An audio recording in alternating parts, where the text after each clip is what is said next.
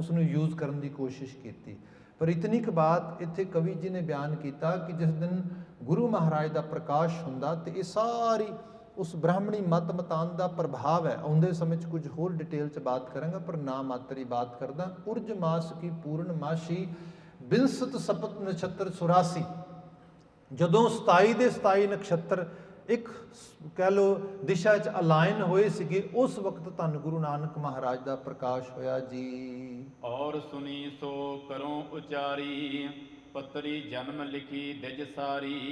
और सुनी सो करो उचारी। बाकी होर जिहड़ी मैं इहदे बारे गल सुनी है, गुरु अंगद पातशाह पाला जी कहिंदे, वो भी मैं तुहानूं दस देना वा कि पत्री जन्म लिखी दिज सारी। दिज ब्राह्मण नूं कहिंदे ने।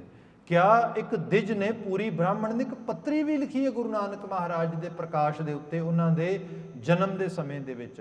उस जन्म पत्री का वेरवा अक्सर रहा है सारे रूप दे। इनू थोड़ा इस तरीके नाल समझ लेना कि जो कवि जी संतोख सिंह चूड़ामनी जी ने, इन्हां दा जे जीवन काल पढ़ते हैं तो ये जीवन काल बनता है अराउंड 1788-90 के नेड़े।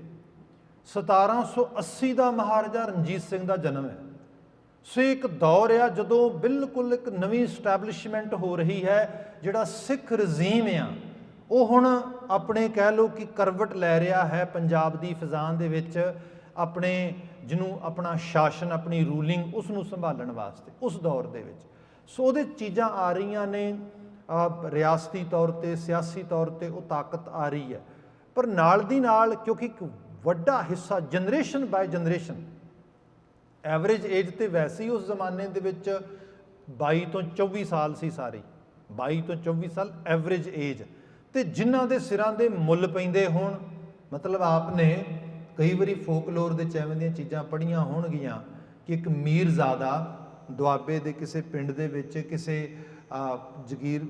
जिमींदार परिवार दे घर दे अंदर आके बैठदा आ, तो आके उत्थे बजुर्ग माँ बैठी है, तो उस बजुर्ग माँ दे पुआंद बैठ के मतलब पुआंद वाले पासे थले बैठ के माँ की सिफत करता है, माँ तेरे जिहड़ा हैगा बड़े वधिया भाग लगे ने, हवेली वधिया जिवें मीर मराशी आम करके करते। तो मीरजादे ने सब वड्या के ते क्या माँ तेरे पुत पोते खेड रहे ने सारे। तो बजुर्ग माँ ने अपनी नूह नूं आवाज़ मारी, मीरजादा आया धीए, इहदी झोली च कुछ पा, इहनूं कुछ खाण लई दे। तो कुछ खाण लई उहनूं देंदी उहदी नूह लिया के, तो वह फिर मीरजादा गल्लीं पै जांदा माँ दे नाल।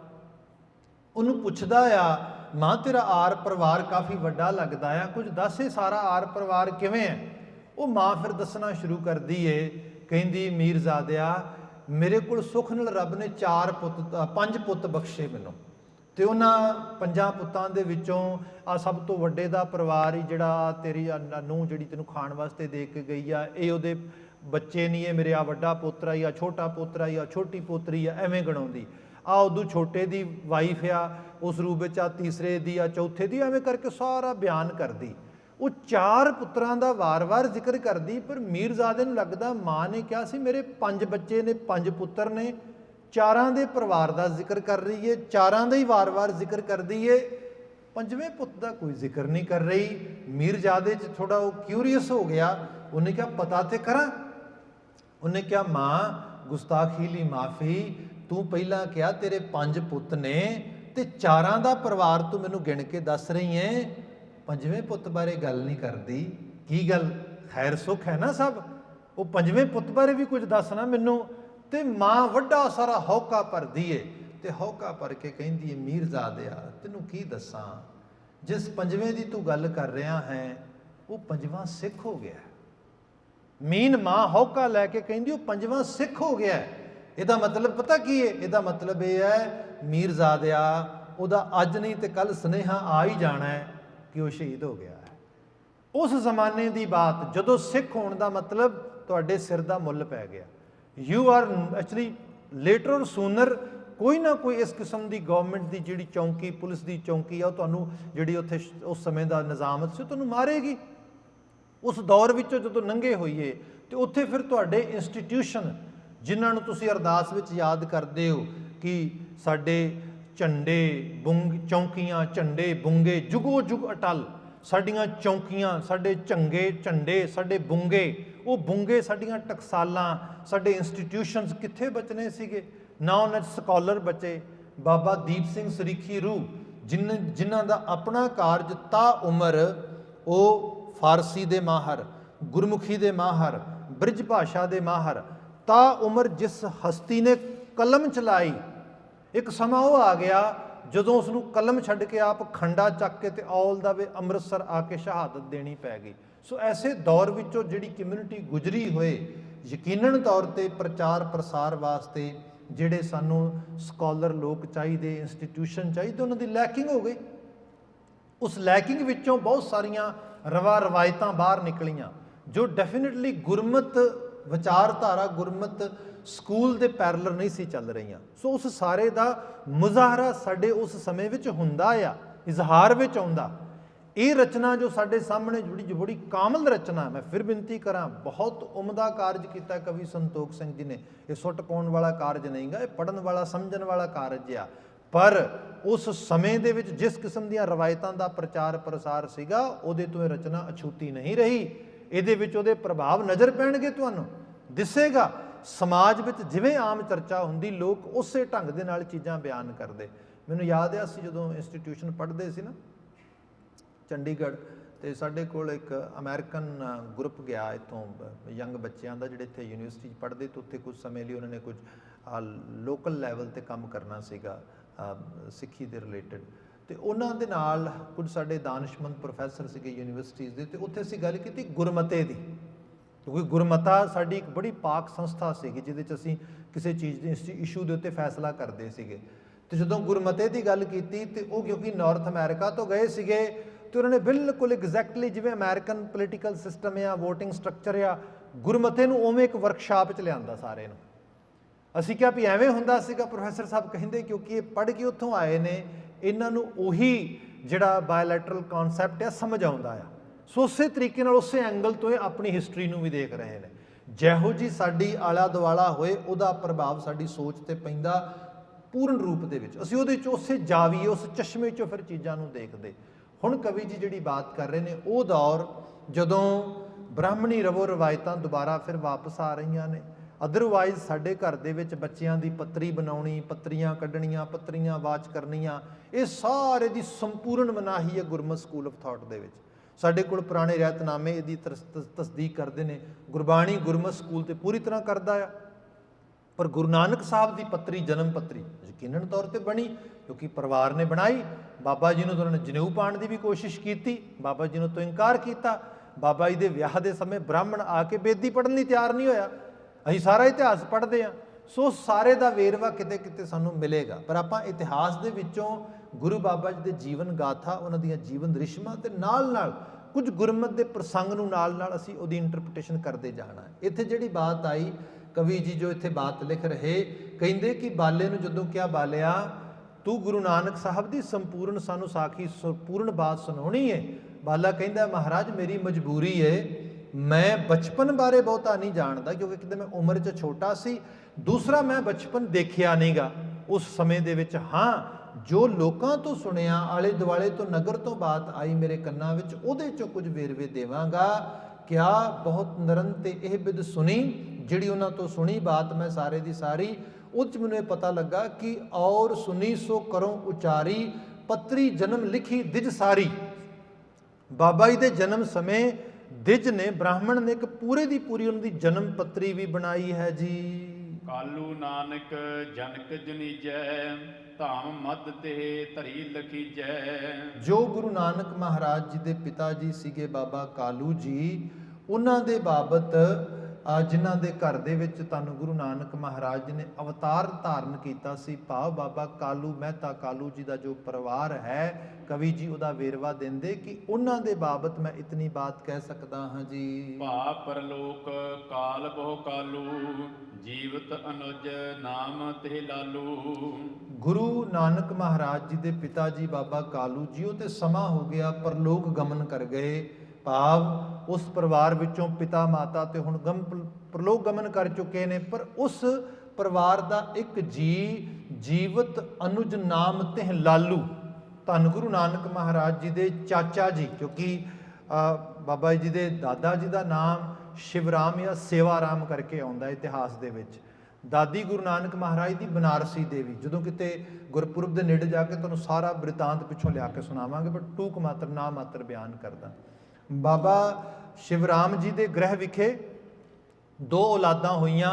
ਵੱਡੀ ਦਾ ਨਾਮ ਕਲਿਆਣ ਦਾਸ ਕਾਲੂ, ਜਿਹਨੂੰ ਪੰਜਾਬ ਦੀ ਆਮ ਫਿਜ਼ਾ ਹੈ ਕਿ ਛੋਟੇ ਨਾਮ ਨਾਲ, ਨਿਕਨੇਮ ਨਾਲ ਅਸੀਂ ਬੁਲਾਉਂਦੇ ਹਾਂ, ਤੇ ਛੋਟੇ ਦਾ ਨਾਮ ਲਾਲਚੰਦ, ਜਿਹਨੂੰ ਲਾਲੂ ਕਹਿ ਕੇ ਬੁਲਾਇਆ ਗਿਆ।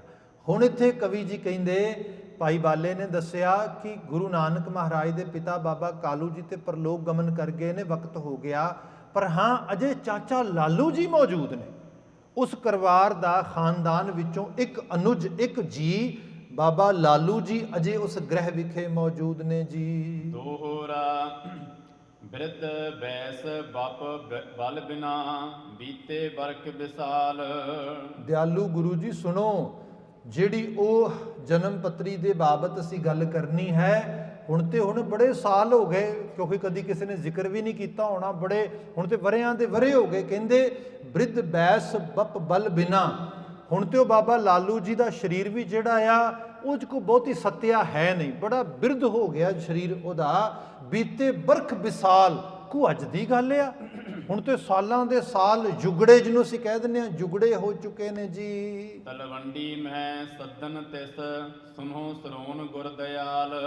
ਹੇ ਗੁਰੂ ਦਿਆਲ, ਹੇ ਗੁਰੂ ਅੰਗਦ ਮਹਾਰਾਜ ਦਇਆ ਦੇ ਸੋਮੇ, ਮੇਰੀ ਬਾਤ ਸੁਣੋ। ਤਲਵੰਡੀ ਮੈਂ ਸਦਨ ਤਿਸ, ਪਰ ਅਜੇ ਉਹਨਾਂ ਦਾ ਗ੍ਰਹਿ ਘਰ ਤਲਵੰਡੀ ਦੇ ਵਿੱਚ ਮੌਜੂਦ ਹੈ, ਜੱਦੀ ਘਰ, ਜਿੱਥੇ ਕਦੀ ਬਾਬਾ ਕਾਲੂ ਜੀ, ਜਿਸ ਵਿਹੜੇ 'ਚ ਕਦੀ ਗੁਰੂ ਨਾਨਕ ਮਹਾਰਾਜ ਖੇਡੇ, ਬੇਬੇ ਨਾਨਕੀ ਜੀ ਖੇਡੇ, ਉਸ ਵਿਹੜੇ ਦੀ ਮਲਕੀਅਤ ਅੱਜ ਵੀ ਬਾਬਾ ਲਾਲੂ ਜੀ ਦੇ ਕੋਲ, ਭਾਵ ਗੁਰੂ ਨਾਨਕ ਮਹਾਰਾਜ ਦੇ ਚਾਚਾ ਲਾਲੂ ਜੀ ਦੇ ਕੋਲ ਮੌਜੂਦ ਹੈ ਜੀ। ਚੌਪਈ ਸ੍ਰੀ ਅੰਗਦ ਸੁਨਾ ਔਰ ਬਹੁ ਹਰਖਾ ਪਰਮ ਪ੍ਰੇਮ ਜਿਉ ਜਲ ਧਰ ਬਰਖਾ। ਜਦੋਂ ਗੁਰੂ ਅੰਗਦ ਮਹਾਰਾਜ ਜੀ ਦੇ ਸਰੋਤ 'ਚ ਇਹ ਗੱਲ ਪਈ ਕਿ ਉਸ ਵਿਹੜੇ ਦੇ ਵਿੱਚ ਅਜੇ ਕੋਈ ਮੌਜੂਦ ਆ, ਘਰ ਮੌਜੂਦ ਆ, ਬਾਬਾ ਲਾਲੂ ਜੀ, ਭਾਵ ਚਾਚਾ ਲਾਲੂ ਜੀ ਜੋ ਰਿਸ਼ਤੇ 'ਚ ਲੱਗਦੇ ਗੁਰੂ ਨਾਨਕ ਮਹਾਰਾਜ ਜੀ ਦੇ, ਉਹ ਮੌਜੂਦ ਨੇ ਸ਼੍ਰੀ ਅੰਗਦ ਮਹਾਰਾਜ ਜੀ ਦੇ। ਉਰ ਬਹੁ ਹਰਕਾ, ਖੁਸ਼ੀ ਆਈ ਉਹਨਾਂ ਦੇ ਚਿਹਰੇ ਦੇ ਉੱਤੇ, ਉਹਨਾਂ ਦੇ ਹਿਰਦੇ ਦੇ ਵਿੱਚ, ਤੇ ਕਿਹਾ ਪਰਮ ਪ੍ਰੇਖ ਜਿਉਂ ਜਲਧਰ ਬਰਖਾ। ਜਿਵੇਂ ਕਿਤੇ ਬਹੁਤ ਜਿਹੜਾ ਹੈਗਾ ਬਾਰਿਸ਼ ਹੁੰਦੀ ਹੈ ਕਿਸੇ ਵੱਡੇ ਜਲਧਰ ਤੋਂ, ਬੱਦਲ ਤੋਂ, ਐਵੇਂ ਅੰਦਰ ਇੱਕ ਤਰੀਕੇ ਦੀ ਚਰਨਾਹਟ ਛਿੜੀ, ਇੱਕ ਤਰ੍ਹਾਂ ਦੀ ਜਿਹੜੀ ਹੈ ਉਹ ਵਰਖਾ ਹੋਈ। ਇਸ ਨੂੰ ਇਸ ਰੂਪ ਵਿੱਚ ਸਮਝ ਲਈਏ। ਦੇਖੋ, ਗੁਰਮਤਿ ਸਕੂਲ ਆਫ ਥਾਟ ਦੀਆਂ ਬਹੁਤ ਸਾਰੀਆਂ ਗੱਲਾਂ ਐਸੀਆਂ ਜਿਹੜੀਆਂ ਸਾਨੂੰ ਬੜੇ ਓਪਨ ਮਾਈਂਡਡ ਹੋ ਕੇ ਸਮਝਣ ਦੀ ਲੋੜ ਆ।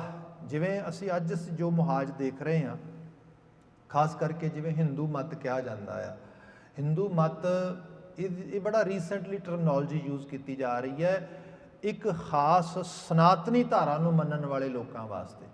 ਅਦਰਵਾਈਜ਼ ਜਦੋਂ ਟ੍ਰੈਡੀਸ਼ਨਲ ਵੇ ਨਾਲ ਦੇਖਦੇ ਹਾਂ ਤੇ ਭਾਰਤੀ ਖਿੱਤੇ 'ਚ ਰਹਿਣ ਵਾਲੇ ਸਾਰੇ ਲੋਕਾਂ ਵਾਸਤੇ ਵੀ ਇਹ ਇੱਕ ਇਨ ਜਨਰਲ ਜਿਹੜੀ ਯੂਜ਼ ਕਰ ਲਈ ਜਾਂਦੀ ਸੀ ਹਿੰਦੂ। ਮਤਲਬ ਅਸੀਂ ਬਾਣੀ 'ਚ ਬਚਨ ਪੜ੍ਹੀਏ, ਹਿੰਦੂ ਅੰਨਾ ਤੁਰਕੂ ਕਾਣਾ ਦੋਹਾਂ ਤੇ ਗਿਆਨੀ ਸਿਆਣਾ। ਸਿੱਧੇ ਤੌਰ ਤੇ ਹਿੰਦੂ ਪੂਜਾ ਦਿਓਹਰਾ, ਮੁਸਲਮਾਨ ਮਸੀਤ ਨਾਮੇ ਸੋਈ ਸੇਵਿਆ, ਨਾ ਦਿਓਹਰਾ ਨਾ ਮਸੀਤ। ਮਤਲਬ ਸਿੱਧੇ ਤੌਰ ਤੇ ਬਾਬਾ ਜੀ ਬਿਆਨ ਕਰਦੇ ਬਾਣੀ ਦੇ ਅੰਦਰ। ਬਾਬਾ ਜੀ ਕਹਿੰਦੇ ਕਿ ਜਦੋਂ ਖੁਰਾਸਾਨ ਖਸਮਾਨਾ ਕੀਆ ਹਿੰਦੁਸਤਾਨ ਡਰਾਇਆ। ਹੁਣ ਬਾਬਾ ਜੀ ਕਹਿੰਦੇ ਖੁਰਾਸਾਨ ਤੋਂ ਜਦੋਂ ਚੜ੍ਹ ਕੇ ਆਇਆ ਬਾਬਰ, ਤੇ ਉਸਨੇ ਇੱਥੇ ਆ ਕੇ ਜਦੋਂ ਇੱਥੇ ਬਰਬਰਤਾ ਮਚਾਈ ਤੇ ਹਿੰਦੁਸਤਾਨ ਸਾਰਾ ਖਿੱਤਾ ਕਾਂਪ ਖਾ ਗਿਆ, ਡਰਾ ਦਿੱਤਾ ਪੂਰਾ ਦਾ ਪੂਰਾ। ਇਹ ਟਰਮਨੋਲੋਜੀਜ਼ ਗੁਰੂ ਗ੍ਰੰਥ ਸਾਹਿਬ ਵਿੱਚ ਮੌਜੂਦ ਨੇ। ਪਰ ਅਨਫੋਰਚੂਨੇਟ ਪਾਰਟ ਇਹ ਹੋਇਆ 47 ਦੇ ਵਿੱਚ ਪਾਵਰ ਟਰਾਂਸਫਰ ਹੋਈ, ਤੇ ਪਾਵਰ ਟਰਾਂਸਫਰ ਬ੍ਰਿਟਿਸ਼ਰਸ ਜਿਹੜੇ ਸੀਗੇ, ਬਿਕੋਜ਼ ਦੇ ਵਰ ਨੋਟ ਏਬਲ ਟੂ ਰੂਲ ਐਨੀ ਮੋਰ, ਜਿਹੜਾ ਇੰਡੀਆ ਪੂਰਾ ਦਾ ਪੂਰਾ ਖਿੱਤਾ ਸੀਗਾ, ਉਹਨਾਂ ਨੇ ਜਿਸ ਐਲੀਟ ਨੂੰ ਉਹ ਪਾਵਰ ਟਰਾਂਸਫਰ ਕੀਤੀ, ਉਹ ਐਲੀਟ ਨੂੰ ਪਾਵਰ ਟਰਾਂਸਫਰ ਕਰਨ ਤੋਂ ਪਹਿਲਾਂ ਬੰਗਾਲ ਤੇ ਪੰਜਾਬ ਦੇ 'ਚ ਐਡਾ ਵੱਡਾ ਮੁਫਾਦ ਖੜਾ ਕੀਤਾ ਕਿ ਜਿਹੜਾ ਉਸ ਰੂਪ ਦੇ ਵਿੱਚ ਜਿਹਨੂੰ ਅਸੀਂ ਗਦਰ ਮਚਣਾ ਕਹਿੰਦੇ ਹਾਂ, ਦੰਗੇ ਫਸਾਦ, ਇੰਨੀ ਕਤਲੋ ਗਾਰਤ ਹੋਈ, ਕੱਟਮਾਰ ਹੋਈ ਸਾਰੇ ਦੀ ਸਾਰੀ। ਉਹ 'ਚ ਵੱਡੇ ਪੱਧਰ 'ਤੇ ਸ਼ਿਕਾਰ ਅਸੀਂ ਲੋਕ ਹੋਏ। ਸਾਡਾ ਖਾਸ ਕਰਕੇ ਪੰਜਾਬ ਦੇ ਵਿੱਚ ਸਿੱਖਾਂ ਦਾ ਬੜਾ ਮਿਲੀਅਨ ਦੇ ਕਰੀਬ ਬੰਦਾ ਜਿਹੜਾ ਹੈਗਾ ਉਹ ਉਸ ਸਮੇਂ ਬਿਲੇ ਲੱਗਾ, ਤੇ ਮਲਟੀ ਟ੍ਰਿਲੀਅਨ ਡਾਲਰ ਲੈਵਲ ਦੀ ਜਿਹੜੀ ਜਾਇਦਾਦ ਪ੍ਰਾਪਰਟੀ ਉਹ ਖੁਰਦ ਬੁਰਦ ਹੋਈ। ਉਹ ਸਾਰੀਆਂ ਚੀਜ਼ਾਂ ਹੋਈਆਂ। ਖੈਰ ਚਲੋ ਇਹ ਚੀਜ਼ ਵਾਪਰੀ। ਜਿਹੜੇ ਹੁਕਮਰਾਨ ਬਣ ਕੇ ਹਕੂਮਤ ਦੇ ਉੱਤੇ ਬੈਠੇ, ਉਹਨਾਂ ਦੇ ਆਪਣੇ ਏਜੰਡੇ ਸੀਗੇ। ਉਹਨਾਂ ਏਜੰਡੇ 'ਤੇ ਚੱਲਦਿਆਂ ਹੋਇਆਂ ਉਹਨਾਂ ਨੇ ਉਹ ਡਰਟੀ ਪੋਲੀਟਿਕਸ ਖੇਡੀ ਕਿ ਜਿਹੜੇ ਲੋਕ ਮਿਨੋਰਿਟੀ ਦੇ ਵਿੱਚ ਉੱਥੇ ਪਹੁੰਚੇ ਤੇ ਉਹ ਵੀ ਮਿਨੋਰਿਟੀ ਦੇ ਅੰਦਰ ਜਿਹੜੇ ਇੰਨੇ ਉੱਜੜ ਕੇ ਲੁੱਟ-ਪੱਟ ਹੋ ਕੇ ਉਹਨਾਂ ਦੇ ਨਾਲ ਉਹਨਾਂ ਦੀ ਵਾਬਸਤਗੀ ਆ, ਉਹਨਾਂ ਦੇ ਪ੍ਰਤੀ ਉਹਨਾਂ ਦਾ ਰਵੱਈਆ ਉਹ ਇਤਨਾ ਮਤਲਬ ਬੇਰੁਖਾ ਹੋਇਆ ਕਿ ਆਖਰਕਾਰ ਉਹ ਕਰਦਿਆਂ ਅਸੀਂ 70ਵੇਂ 80ਵੇਂ ਤੱਕ ਆਉਂਦਿਆਂ ਤੱਕ ਇੱਕ ਨਵਾਂ ਮੰਜ਼ਰ ਦੇਖਦੇ ਹਾਂ, ਫਿਰ 84 ਵਾਪਰਦੀ, ਫਿਰ ਸਾਰਾ ਅੱਜ ਅਸੀਂ ਹਰ ਚੀਜ਼ ਨੂੰ ਉਸ ਜਾਵੀਏ ਵਿੱਚੋਂ ਦੇਖਦੇ ਹਾਂ, ਜੋ ਕਿ ਇੱਕ ਤਰੀਕੇ ਨਾਲ ਲੈਜੀਟੀਮੇਟ ਵੀ ਲੱਗਦਾ ਆ ਬਿਲਕੁਲ ਉਸ ਰੂਪ ਦੇ ਵਿੱਚ, ਪਰ ਇਹ ਹੈ ਚੀਜ਼ਾਂ ਨੂੰ ਕਈ ਐਂਗਲ ਤੋਂ ਸਮਝਣ ਦੀ ਲੋੜ ਹੁੰਦੀ ਹੈ। ਜੇ ਆਪਾਂ ਰਵੋ ਰਵਾਇਤਾਂ ਦੇ ਵਿੱਚ ਦੇਖਦੇ ਹਾਂ ਤੇ ਸਿੱਖੀ ਆਸ਼ੇ ਦੇ ਤੇ ਸਾਰਿਆਂ ਨੂੰ ਜੀ ਆਇਆਂ ਸੀਗਾ, ਸਾਰਿਆਂ ਨੂੰ ਵੈਲਕਮ ਸੀਗਾ, ਅੱਜ ਵੀ ਵੈਲਕਮ ਆ। ਦਰਬਾਰ ਸਾਹਿਬ ਦੇ ਚਾਰੇ ਦਰਵਾਜ਼ੇ ਅੱਜ ਵੀ ਖੁੱਲ੍ਹੇ ਆਵਾਜ਼ਾਂ ਦੇ ਰਹੇ ਨੇ। ਗੁਰਬਾਣੀ ਦਾ ਸੰਦੇਸ਼ ਹੈ ਖੱਤਰੀ ਬ੍ਰਾਹਮਣ ਸੂਦ ਵੈਸ ਉਪਦੇਸ਼ ਚੌਂ ਵਰਨਾ ਕੋ ਸਾਂਝਾ। ਇੱਥੇ ਤੇ ਅਰਦਾਸ ਹੋ ਰਹੀ ਹੈ ਨਾਨਕ ਨਾਮ ਚੜ੍ਹਦੀ ਕਲਾ ਤੇਰੇ ਭਾਣੇ ਸਰਬੱਤ ਦਾ ਭਲਾ, ਜਿਹਦਾ ਕਨਸੈਪਟ ਹੀ ਇਹ ਹੈ। ਸੋ ਉਹਦੇ ਨਾਲ ਕਿਸੇ ਨਾਲ ਕੋਈ ਵੈਰ ਵਿਰੋਧਤਾ ਨਹੀਂ ਗੀ। ਪਰ ਜਿਹੜਾ ਅਨਫੋਰਚੂਨੇਟ ਪਾਰਟ ਇਹਦੇ 'ਚ ਆ ਰਿਹਾ ਹੈ ਉਹ ਇਹ ਹੈ ਕਿ ਚੀਜ਼ਾਂ ਨੂੰ ਬਿਲਕੁਲ ਲਕੀਰਾਂ ਦੇ ਮਤਲਬ ਫਕੀਰ ਬਣ ਕੇ ਲਕੀਰ ਖਿੱਚ ਕੇ ਦੇਖਣ ਵਾਲੀ ਪ੍ਰਵਿਰਤੀ, ਇਹ ਪ੍ਰਵਿਰਤੀ ਸਭ ਜਗ੍ਹਾ 'ਤੇ ਆ ਗਈ, ਸਾਡੇ ਘਰ ਵੀ ਆ ਚੁੱਕੀ ਹੈ ਪੂਰੀ ਤਰ੍ਹਾਂ ਉਸ ਰੂਪ ਦੇ ਵਿੱਚ। ਅਦਰਵਾਈਜ਼ ਗੁਰੂ ਮਹਾਰਾਜ ਦੇ ਕੋਲ ਮੈਂ ਬਹੁਤ ਸਾਰੇ ਇਤਿਹਾਸ ਦੇ ਵੇਰਵੇ ਪੜ੍ਹਦਾ, ਬ੍ਰਾਹਮਣ ਆ ਜਾਂਦਾ ਆਪਣੀ ਪੋਥੀ ਚੱਕ ਕੇ ਗੁਰੂ ਹਰਗੋਬਿੰਦ ਮਹਾਰਾਜ ਦੇ ਕੋਲ, ਕਹਿੰਦਾ ਜੀ ਮੈਂ ਗਰੁੜ ਪੁਰਾਣ ਦੀ ਕਥਾ ਕਰਨੀ ਹੈ, ਮਰਿਆਂ ਦੇ ਨਿਮਿੱਤ ਉਹਦੇ 'ਚ ਸਾਰੀ ਕਹਾਣੀ ਹੈ ਤੇ ਮੇਰੀ ਤੇ ਕੋਈ ਕਹਾਣੀ ਸੁਣਦਾ ਨਹੀਂ ਗਾ। ਹੁਣ ਤੁਹਾਡੇ ਪ੍ਰਚਾਰ ਦਾ ਅਸਰ ਹੋ ਗਿਆ, ਲੋਕੀ ਜਾਗ ਗਏ ਨੇ, ਸਾਡਾ ਤੇ ਰੋਟੀ ਮੰਡਾ ਹੀ ਬੰਦ ਹੋ ਗਿਆ। ਤੇ ਬਾਬਾ ਜੀ ਕਹਿੰਦੇ ਕੋਈ ਗੱਲ ਨਹੀਂ, ਤੇਰਾ ਰੋਟੀ ਮੰਡਾ ਤੈਨੂੰ ਮਿਲ ਜਾਏਗਾ, ਤੂੰ ਸਾਰੀ ਉਮਰ ਕਹਿੰਦਾ ਮੈਂ ਪੋਥੀ ਪੜ੍ਹਨ ਤੋਂ ਬਿਨਾਂ ਕੁਛ ਕੀਤਾ ਨਹੀਂ। ਚੱਲ ਸਿੱਖਾਂ ਨੂੰ ਕਹਿੰਦੇ ਸਿੱਖੋ ਬੈਠੋ ਇਹਦੀ ਪੋਥੀ ਸੁਣੋ। ਗੁਰੂ ਹਰਗੋਬਿੰਦ ਮਹਾਰਾਜ ਸਿੱਖਾਂ ਦੇ ਕੋਲ ਬਿਠਾ ਕੇ ਬ੍ਰਾਹਮਣ ਤੋਂ ਗਰੁੜ ਪੁਰਾਣ ਦੀ ਕਥਾ ਕਰਾਉਂਦੇ, ਚੱਲ ਕਰ ਦੇਖ।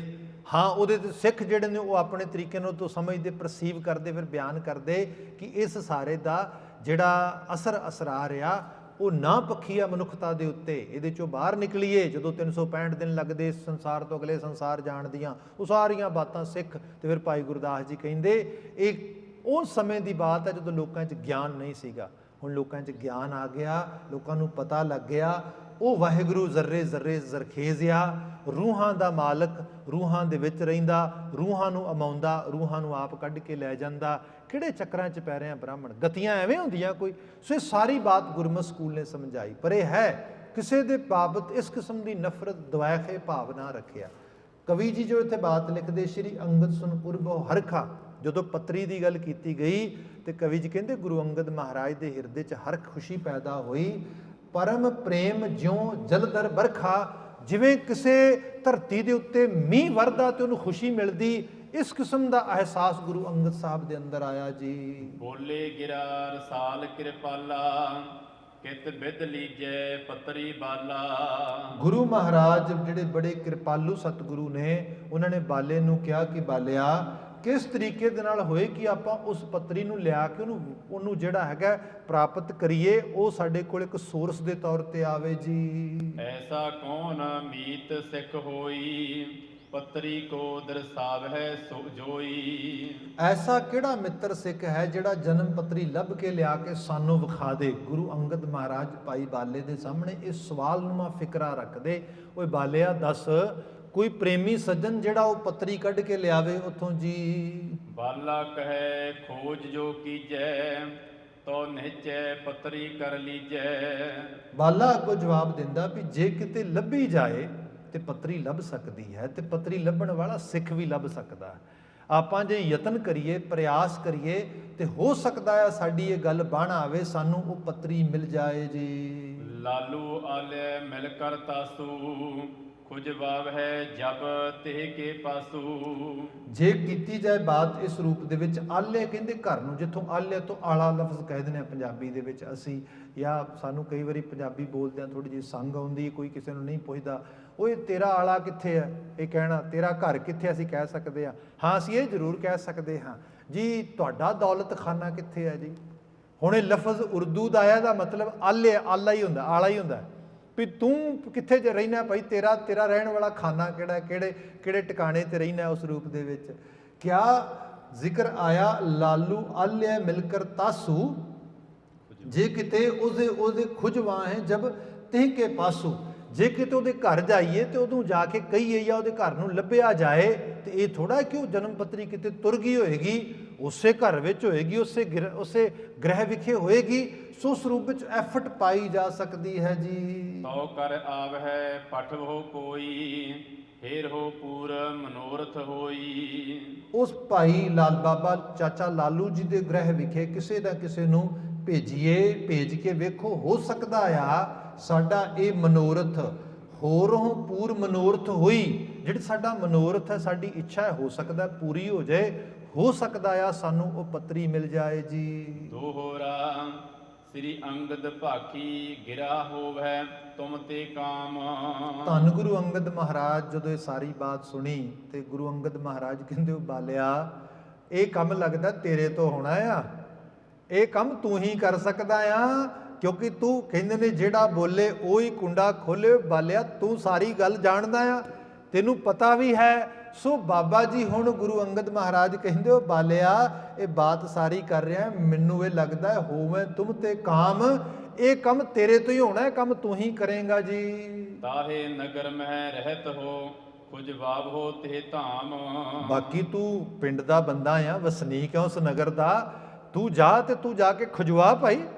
ਹੁਣ ਤੇਰੇ ਤੋਂ ਵਧੀਆ ਕੌਣ ਹੋ ਸਕਦਾ, ਤੈਨੂੰ ਸਾਰੀ ਜਾਣਕਾਰੀ ਵੀ ਹੈ, ਤੂੰ ਪਰਿਵਾਰ ਨੂੰ ਵੀ ਜਾਣਦਾ, ਤੂੰ ਪਿੰਡ ਦਾ ਵਾਸੀ ਹੈ, ਲੱਗਦਾ ਬਾਲੇ ਇਹ ਕਾਰਜ ਤੇਰੇ ਜ਼ਰੀਏ ਹੀ ਹੋਣਾ ਹੈ ਜੀ। ਚੌਪਈ ਕਹਿ ਬਾਲਾ ਮੁਖ ਸਚੈ ਸੁਦਾਸੀ, ਸ੍ਰੀ ਅੰਗਦ ਸੁਨਿਏ ਸੁਖਰਾਸੀ। ਜਦੋਂ ਬਾਲੇ ਨੇ ਇਹ ਬਾਤ ਗੁਰੂ ਮਹਾਰਾਜ ਜੀ ਤੇ ਮੁਖਾਰਬਿੰਦ ਤੋਂ ਸੁਣੀ ਅੰਮ੍ਰਿਤਮਈ ਬੋਲੀ ਦੇ ਰੂਪ ਦੇ ਵਿੱਚ, ਤੇ ਉਹਨੇ ਕਿਹਾ, ਹੇ ਸੁਖਾਂ ਦੀ ਖਾਨ, ਹੇ ਸਭ ਨੂੰ ਸੁਖ ਵਰਤਾਉਣ ਵਾਲੇ ਸ਼੍ਰੀ ਅੰਗਦ ਸੁਨਿਓ ਸੁਖ ਰਾਸੀ, ਹੇ ਗੁਰੂ ਅੰਗਦ ਮਹਾਰਾਜ ਜੋ ਸਾਰੇ ਸੰਸਾਰ ਵਿੱਚ ਸੁਖ ਵਰਤਾਉਣ ਵਾਲੇ ਹੋ ਜੀ। ਏਕ ਸਿੱਖ ਦੀਜੈ ਮੁਝ ਸਾਥੂ, ਜਾਵੈ ਜਸ ਪਦ ਦੀਨਾ ਨਾਥੂ। ਦੇਖੋ ਜਿਹੜੀਆਂ ਪੁਰਾਣੀਆਂ ਟ੍ਰੈਡੀਸ਼ਨਲ ਲਿਖਤਾਂ ਹੁੰਦੀਆਂ ਨੇ ਨਾ, ਇਹਨਾਂ 'ਚ ਬਹੁਤ ਕੁਝ ਸਮਝਾਉਣ ਵਾਲਾ ਹੈ।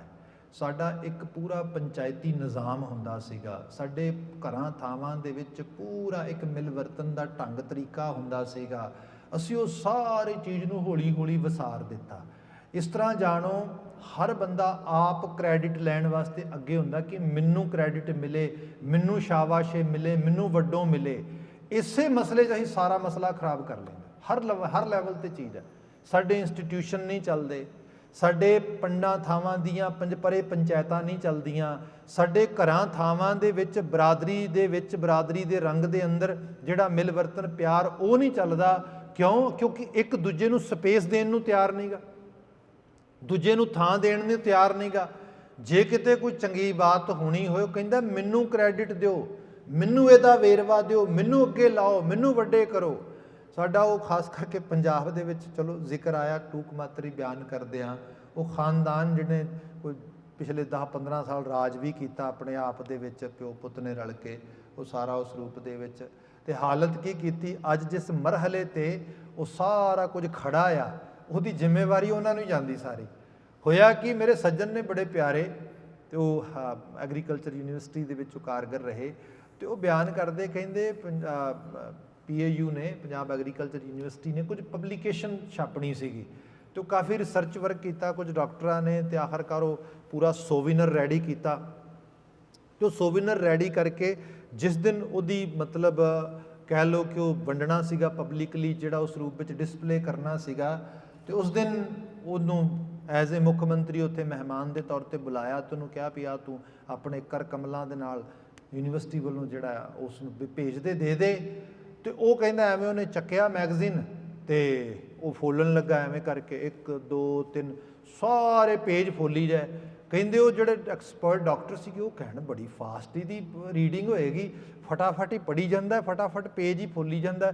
ਉਹ ਸਾਰਾ ਫੋਲ ਕੇ ਅੱਗੇ ਪਿੱਛੇ 2 ਵਾਰੀ ਵੇਖ ਕੇ ਉਹਨੇ ਸਾਈਡ 'ਤੇ ਰੱਖਤਾ। ਕਹਿੰਦਾ ਮੇਰੇ ਤੋਂ ਤੁਸੀਂ ਇਹਨੂੰ ਕਿਉਂ ਜਿਹੜਾ ਪਬਲਿਕ ਵਿੱਚ ਭਿਜਵਾਉਣਾ ਹੈ, ਕਿਉਂ? ਕਹਿੰਦਾ ਮੇਰੀ ਤੇ ਫੋਟੋ ਹੀ ਨਹੀਂ ਕਿਤੇ ਲਾਈ ਤੁਸੀਂ। ਕਹਿੰਦਾ ਮੇਰੀ ਤੇ ਕਿਤੇ ਫੋਟੋ ਹੀ ਨਹੀਂ ਲਾਈ ਸਾਰੀ, ਮੈਂ ਦੱਸੋ ਕਿਉਂ ਕਰਾਂਗਾ। ਮਤਲਬ ਇਹ ਹਾਲਤ ਰਹੀ ਵੀ ਬਸ ਮੈਂ ਤੇ ਬਸ ਮੈਂ। ਤੇ ਆਖਰਕਾਰ ਹੁੰਦਾ ਕੀ ਹੈ, ਆਪਣੀਆਂ ਤਸਵੀਰਾਂ ਲਾਉਣ ਵਾਲੇ, ਆਪਣੀਆਂ ਫੋਟੋਆਂ ਲਾਉਣ ਵਾਲੇ ਆਖਰਕਾਰ ਲੋਕਾਂ ਦੇ ਹਿਰਦਿਆਂ ਤੋਂ ਲੈ ਗਏ। ਐਸੇ ਲੱਥੇ ਲੋਕੀ ਕਹਿੰਦੇ ਬਸ, ਹੋਰ ਭਾਵੇਂ ਕੋਈ ਕਾਲਾ ਚੋਰ ਲਿਆ ਕੇ ਕਿਤੇ ਬਿਠਾ ਦਿਓ, ਪਰ ਇਹ ਜਿਹੜਾ ਝਾੜੂ ਮਾਰ ਕੇ ਬਾਹਰ ਸੁੱਟੋ, ਲੋੜ ਹੀ ਨਹੀਂ। ਇਹ ਹਾਲਤ ਐਵੇਂ ਨਹੀਂ ਬਣਦੀ, ਤੇ ਇਹ ਹਾਲਤ ਹਰ ਥਾਂ ਤੇ ਬਣ ਰਹੀ ਹੈ। ਤੁਹਾਨੂੰ ਕੋਈ ਮਾਨ ਮਨੋਵਰ ਦਿੰਦਾ, ਤੁਹਾਨੂੰ ਕੋਈ ਵਡਿਆਈ ਦਿੰਦਾ, ਅਗਲਾ ਕਹਿੰਦਾ ਵਡਿਆਈ ਰੱਬ ਦੇ ਨਾਂ ਦੀ, ਮੇਰੀ ਕਾਹਦੀ ਵਡਿਆਈ ਭਾਈ, ਮੈਨੂੰ ਦਿੱਤੀ ਭਾਈ ਵਡਿਆਈ ਸਾਰਿਆਂ ਦੀ ਹੈ। ਆਪ 2 ਕਦਮ ਪਿੱਛੇ ਹਟ ਕੇ ਸਾਰਿਆਂ ਨੂੰ ਕਹਿੰਦਾ ਅੱਗੇ ਵਧੋ, ਮਨੇ ਵਡਿਆਈ ਤੁਸੀਂ ਪ੍ਰਾਪਤ ਕਰੋ। ਐਵੇਂ ਸਾਂਝਾਂ ਵੱਧਦੀਆਂ, ਐਵੇਂ ਪਰੇ ਪੰਚਾਇਤਾਂ ਵੱਜਦੀਆਂ, ਐਵੇਂ ਬਰਾਦਰਾਨਾ ਪਿਆਰ ਬਣਦਾ, ਐਵੇਂ ਸਭ ਕੁਝ ਹੁੰਦਾ। ਆ ਦੇਖੋ ਗੁਰੂ ਮਹਾਰਾਜ ਭਾਈ ਬਾਲੇ ਨੂੰ ਕਹਿੰਦੇ, ਇਹ ਮੈਂ ਇਸ ਕਰਕੇ ਬੇਨਤੀ ਕਰ ਰਿਹਾ, ਲਿਟਰੇਚਰ ਦੀਆਂ ਮਲਟੀ ਡਾਈਮੈਂਸ਼ਨ ਹੁੰਦੀਆਂ ਸਮਝਣ ਵਾਸਤੇ। ਬਾਬਾ ਜੀ ਆਪ ਕਹਿੰਦੇ ਹੋ, ਬਾਲਿਆ ਤੇਰੇ ਤੋਂ ਵੱਡਾ ਕੋਈ ਨਹੀਂ, ਤੇਰੇ ਤੋਂ ਸਿਆਣਾ ਕੋਈ ਨਹੀਂ, ਓਏ ਤੂੰ ਪਿੰਡ ਦਾ ਵਾਸੀ ਹੈ, ਤੂੰ ਜਾ ਕੇ ਲੈ ਆ ਪੱਤਰੀ, ਮੰਗ ਕੇ ਮਿਲ ਜੇਗੀ। ਬਾਲਾ ਕਹਿੰਦਾ ਆ ਮਹਾਰਾਜ ਮੈਂ ਬਿਲਕੁਲ, ਮੈਂ ਹੁਣੇ ਜਾ ਕੇ ਲੈ ਕੇ ਆਇਆ। ਉਹ ਕਹਿੰਦਾ ਨਾ ਪਾਤਸ਼ਾਹ, ਸੱਚ ਇਹ ਹੈ ਤੁਸੀਂ ਆਪ ਨਿਹਾਰੋ ਕਿਹੜੇ ਸਿੱਖ ਨੂੰ ਭੇਜਣਾ, ਤੁਸੀਂ ਕਿਸੇ ਨੂੰ ਹੁਕਮ ਕਰੋ। ਮਹਾਰਾਜ ਕੋਈ ਚੰਗੇ ਸਿੱਖ ਦੀ ਬਾਤ ਕਰੀਏ। ਇੱਥੇ ਜਿਹੜੀ ਬਾਤ ਆਈ, ਕਹਿੰਦੇ ਨੇ ਕਿ ਜਦੋਂ ਇਸ ਰੂਪ ਵਿੱਚ ਕਿਹਾ, ਕਹਿ ਬਾਲਾ ਮੁਖ ਸਸੈ ਸੁਧਾ ਜੀ ਸ਼੍ਰੀ ਅੰਗਦ ਸੁਨਿਓ ਸੁਖ ਰਾਸੀ, ਏਕ ਸਿੱਖ ਦੀਜੈ ਮੁਝ ਸਾਥੂ। ਬਾਲਾ ਜੀ ਕਹਿੰਦੇ ਗੁਰੂ ਅੰਗਦ ਮਹਾਰਾਜ ਤੁਸੀਂ ਮੈਨੂੰ ਵਡਿਆਈ ਬਖਸ਼ੀ, ਬੜਾ ਧੰਨਵਾਦ, ਤੁਸੀਂ ਮੇਰੇ ਵਾਸਤੇ ਅੰਮ੍ਰਿਤਮਈ ਬਚਨ ਕੇ ਆਪਣੇ ਮੁਖਾਰਬਿੰਦ ਤੋਂ, ਪਰ ਸਤਿਗੁਰੂ ਪਾਤਸ਼ਾਹ ਮੈਨੂੰ ਤੁਸੀਂ ਆਪਣਾ ਕੋਈ ਸਿੱਖ ਦਿਓ, ਮੈਨੂੰ ਕੋਈ ਆਪਣੇ ਸਿੱਖ ਨੂੰ ਮੇਰੇ ਸਾਥ ਭੇਜੋ। ਜਾਵੇਂ ਜਸਪਤ ਦੀਨਾ ਨਾਥੂ, ਹੇ ਦੀਨਾ ਤੇ ਨਾਥ ਗੁਰੂ ਨਾਨਕ ਮਹਾਰਾਜ ਦੀ ਜੋਤ ਗੁਰੂ ਅੰਗਦ ਸਾਹਿਬ, ਤੁਹਾਡੇ ਹੁਕਮ ਦੀ ਪਾਲਣਾ ਕਰਾਂਗੇ, ਪਰ ਮੈਂ ਆਪ ਨਹੀਂ ਜਾਵਾਂਗਾ, ਮੈਨੂੰ ਤੁਸੀਂ ਕੋਈ ਸਿੱਖ ਦਿਓ, ਮੈਂ ਉਸ ਸਿੱਖ ਨੂੰ ਨਾਲ ਲੈ ਕੇ ਚਾਚਾ ਲਾਲੂ ਜੀ ਦੇ ਕੋਲ ਜਾਵਾਂਗਾ ਜੀ। ਲਾਲੂ ਆਲੇ ਲੇਹ ਟੁਲਾਈ, ਅਨਹੰਗੇ ਹਮ ਜੇ ਤਹਿ ਪਾਈ। ਅਸੀਂ ਤਲਵੰਡੀ ਪਹੁੰਚ ਕੇ ਲਾਲੂ ਜੀ ਦੇ ਗ੍ਰਹਿ ਵਿਖੇ ਜਾ ਕੇ ਪੱਤਰੀ ਲੱਭਾਂਗੇ। ਜੇ ਉਹ ਪੱਤਰੀ ਲੱਭ ਗਈ ਤੇ ਯਕੀਨਨ ਤੌਰ ਤੇ ਗੁਰੂ ਅੰਗਦ ਮਹਾਰਾਜ ਅਸੀਂ ਲੈ ਕੇ ਆਵਾਂਗੇ, ਪਰ ਮਹਾਰਾਜ ਇਹ ਸਾਰਾ ਤੁਹਾਡਾ ਹੁਕਮ ਹੋਏਗਾ, ਤੁਸੀਂ ਸਿੱਖ ਭੇਜੋਗੇ, ਮੈਂ ਇੱਕ ਸਿਰਫ ਜਿਹਨੂੰ ਅਸੀਂ ਫੈਸਿਲੀਟੇਟਰ ਕਹਿੰਦੇ ਆ, ਮੈਂ ਸਿਰਫ ਵਿੱਚ ਇੱਕ ਸਿਰਫ ਤੇ ਸਿਰਫ ਇੱਕ ਸੁਵਿਧਾ ਦੇਣ ਵਾਲਾ, ਇੱਕ ਵਿਚਕਾਰ ਸਿਰਫ ਬ੍ਰਿਜ ਬਣਾਂਗਾ। ਤੁਹਾਡਾ ਹੀ ਕਰਿੰਦਾ, ਤੁਹਾਡਾ ਹੀ ਸਿੱਖ ਤੇ ਤੁਹਾਡਾ ਹੀ ਹੁਕਮ ਉੱਥੇ ਵਜਾਇਆ ਜਾਏਗਾ ਜੀ। ਗੁਰ ਪ੍ਰਸੀਦੇ ਬਾਲੇ ਪਰਤਬ, ਚਿਤ ਕਰਤਾਰ ਨਾ ਬਿਸਰੈ ਉਰ ਕਬ। ਧੰਨ ਗੁਰੂ ਮਹਾਰਾਜ ਉਸ ਵਕਤ ਕਹਿੰਦੇ ਨੇ ਬੜੇ ਖੁਸ਼ ਹੋਏ, ਗੁਰ ਪ੍ਰਸੀਦੇ ਬਾਲੇ ਪਰਤਬ, ਚਿਤ ਕਰਤਾਰ ਨਾ ਬਿਸਰੇ ਉਰਤਬ। ਮਹਾਰਾਜ ਨੇ ਉਹਨੂੰ ਅਸੀਸ ਦਿੱਤੀ, ਤੇ ਅਸੀਸ ਪਤਾ ਕੀ ਦਿੱਤੀ? ਅਸੀਸ ਇਹ ਦਿੱਤੀ, ਚਿਤ ਕਰਤਾਰ ਨਾ ਬਿਸਰੇ ਉਰਕਬ। ਹੇ ਬਾਲੇ, ਤੂੰ ਜਿੰਨੇ ਪਿਆਰ ਤੇ ਜਿੰਨੇ ਸਨੇਹ ਨਾਲ ਸਾਡੀ ਬਾਤ ਸੁਣੀ, ਤੇ ਜਿਸ ਤੂੰ ਕਹਿ ਲੋ ਕਿ ਸਿਆਣਪ ਦੇ ਨਾਲ ਸਾਰੀ ਚੀਜ਼ ਕੀਤੀ ਹੈ ਨਾ, ਵਾਹਿਗੁਰੂ ਕਰੇ ਤੇਰੇ ਚਿੱਤ ਵਿੱਚ ਹਮੇਸ਼ਾ ਵਸੇਬਾ ਰੱਖੇ, ਤੂੰ ਹਮੇਸ਼ਾ ਕਰਤਾਰ ਦੀ ਯਾਦ ਵਿੱਚ ਰਹੇ। ਇਸ ਤੋਂ ਵੱਡੀ ਕੋਈ ਅਸੀਸ ਨਹੀਂ ਜੀ। ਅਸੀਂ ਕਿੰਨੀ ਵਾਰੀ ਇਹ ਸ਼ਬਦ ਪੜ੍ਹਿਆ, ਪੂਤਾ ਮਾਤਾ ਕੀ ਆਸੀਸ। ਕੀ ਆਸੀਸ ਜੀ? ਨਿਮਖ ਨਾ ਬਿਸਰੋ ਤੁਮਕੋ ਹਰ ਹਰ। ਕਵੀ ਜੀ ਇੱਥੇ ਬਾਤ ਲਿਖਦੇ, ਕਹਿੰਦੇ ਚਿਤ ਕਰਤਾਰ ਨਾ ਬਿਸਰੈ ਉਰਕਬ, ਕਦੀ ਵੀ ਤੇਰੇ ਚਿੱਤ ਵਿੱਚੋਂ ਵਾਹਿਗੁਰੂ ਨਾ ਵਿਸਰੇ ਜੀ। ਲਾਲਾ ਪੰਨੂ ਸਿੱਖ ਸਦਾਇਆ, ਸ੍ਰੀ ਮੁਖ ਤੇ ਇਬ ਵਾਕ ਅਲਾਇਆ।